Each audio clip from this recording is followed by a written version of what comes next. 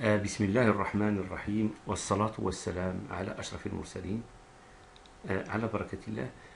Chers étudiantes, chers étudiants, là je vous présente un premier jet du cours destiné aux étudiants du semestre 4, groupe 4, initiation à la linguistique. Avant de rappeler l'essentiel des objectifs de ce cours, il serait utile de faire la remarque suivante. Donc, comme nous l'avons déjà vu, ce cours aurait dû être dispensé en première année de licence et non en fin de deuxième année, c'est-à-dire au semestre 4. En d'autres termes, il aurait été plus judicieux de commencer par ce cours avant ceux, par exemple, de phonétique corrective au semestre 1, lexicographie au semestre 2, voire même la grammaire, donc, puisque c'est aussi une composante de la linguistique. Il serait utile de rappeler que ces dernières matières sont bien des composantes de la linguistique. Donc, nous aurions dû commencer par ce cours d'initiation avant, de procéder à l'enseignement et à l'échange autour des disciplines que je viens de citer.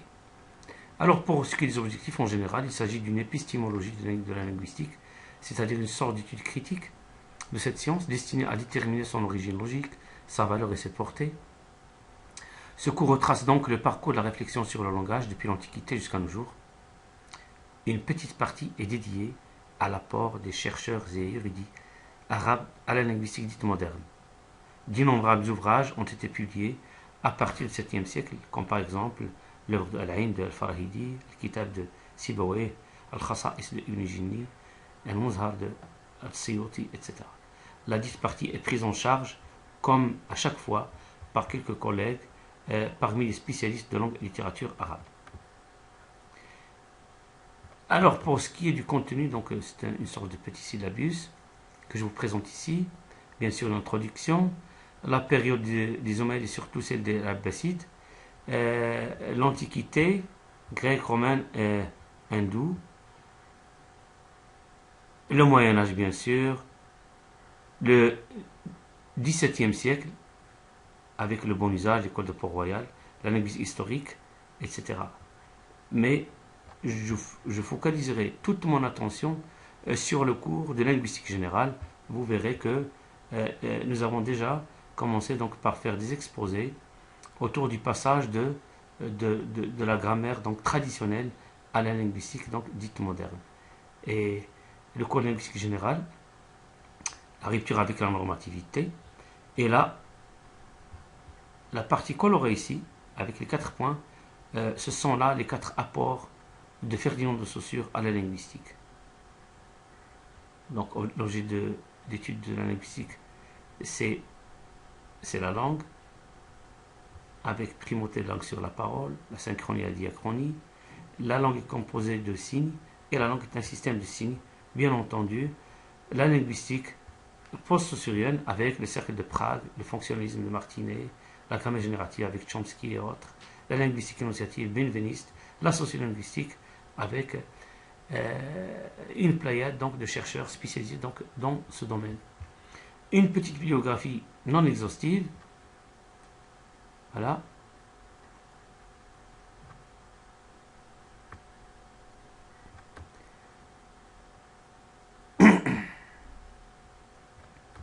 Alors, faisons suite à ce que nous avons déjà entamé en classe. Nous procéderons à un petit rappel d'une petite revue historique relativement au champ disciplinaire et aux différents travaux ayant précédé la naissance de la linguistique. Pour ce faire, nous dirons d'emblée que nous puiserons essentiellement dans un fond à dominante européenne et outre-Atlantique, sans pour autant, je l'ai déjà souligné, passer sous silence les grammairiens et autres chercheurs arabes qui se sont intéressés depuis plusieurs siècles déjà à divers champs disciplinaires ayant versé directement ou indirectement dans ce qui est communément appelé la linguistique moderne. Un collègue du département d'arabe s'est chargé finalement de cet exposé, comme à l'accoutumée, donc que nous vous transmettrons dès que possible. Alors, une petite plongée dans la grammaire antique, et là nous allons évoquer de manière très succincte donc Platon, qui s'est intéressé donc aux catégories du nom et du verbe, donc un clin d'œil donc à ce que nous avons vu en lexicologie. Nom et verbe, ce sont des mots pleins. Ça, par la suite, vous verrez c'est-à-dire l'apport donc de cet intérêt pour les noms et les verbes, qui sont des mots pleins, c'est-à-dire porteurs de signification en eux-mêmes, abstraction faite de tout contexte. Donc Platon pose le problème de savoir s'il y a une correspondance naturelle entre la signification du mot et sa forme, entre le signifié et le signifiant. Et on se demande si cette relation n'est fondée que sur l'arbitraire. Donc c'est la fameuse question de l'arbitraire du signe. Donc il n'y a pas de relation logique entre les signifiants et les signifiés. La preuve en est la diversité des langues. Donc ce problème débouche sur l'étymologie, une quête de l'origine des mots. Après, il s'est intéressé, donc Aristote s'est intéressé donc à la catégorie de conjonction, de la conjonction, c'est-à-dire la catégorie des mots qui ne désignent pas un objet, ce sont des mots vides, mais contribuent à édifier donc la proposition. Donc je ne vais pas tout lire, j'essaie simplement de souligner quelques mots qui me paraissent plus intéressants que les autres, les plus pertinents. La grammaire médiévale, la tendance générale ici, à cette époque, c'est que la grammaire est la même pour toutes les langues. C'est déjà une très bonne avancée. Et puis la Renaissance, alors vous remarquez qu'il y a apparition de quelques concepts fondamentaux de la linguistique aujourd'hui, comme la notion de langue vernaculaire. Là, on est en plein sociolinguistique. En 1539, le français devient la langue de l'administration, alors que vers 1530 apparaissent les premières grammaires françaises. C'est l'époque des voyages et l'apparition des dictionnaires polyglottes, pour ne pas dire plurilingues. C'est ce qui explique partiellement la prise en charge de la lexicologie, bien avant la lexicologie. Donc là, c'est un clin d'œil à un autre quiproquo d'ordre pédagogique qui consiste à enseigner aux étudiants la lexicographie bien avant la lexicologie, c'est-à-dire la pratique avant la théorie. La grammaire classique, déjà nous sommes au XVIIe siècle et on commence déjà à parler de la norme et du bon usage. C'est ce qui va préfigurer définitivement donc les fondamentaux de la grammaire donc traditionnelle. Avec la grammaire de Port-Royal, les formes grammaticales donc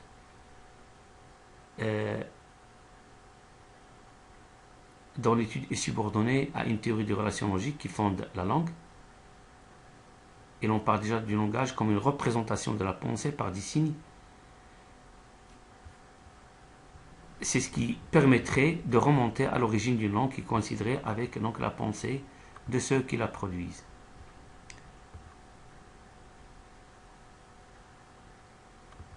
Alors vient le tour des comparatistes et la linguistique historique. On émet déjà l'hypothèse à l'époque selon laquelle le sanskrit présente des ressemblances frappantes avec le latin, le grec, le persan et d'autres langues. Là déjà, les prémices d'une théorie qui cherche donc à mettre en relief quelque chose qui serait valable pour toutes les langues naturelles est en train de se mettre en place dès donc, le XVIIIe siècle. Donc c'est ainsi que surgit l'idée que toutes les langues seraient issues d'une hypothétique langue nommée l'indo-européen.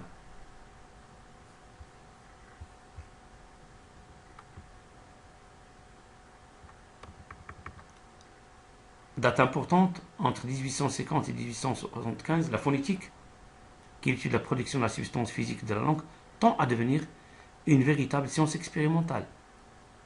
Rappelez-vous, dans le cours de lexicologie, quand on s'est intéressé à l'analyse chimique, nous avions dit que les lexicologues se sont inspirés des travaux de leurs prédécesseurs en matière de phonétique et de phonologie.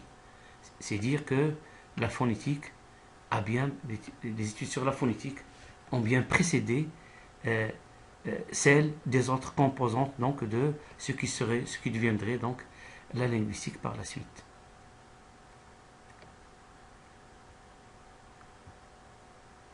Puis vers 1875, à Leipzig, se forme déjà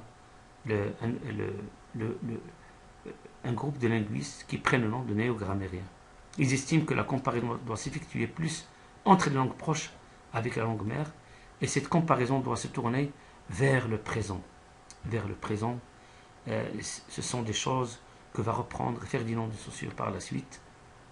Il va s'en servir de manière très scientifique.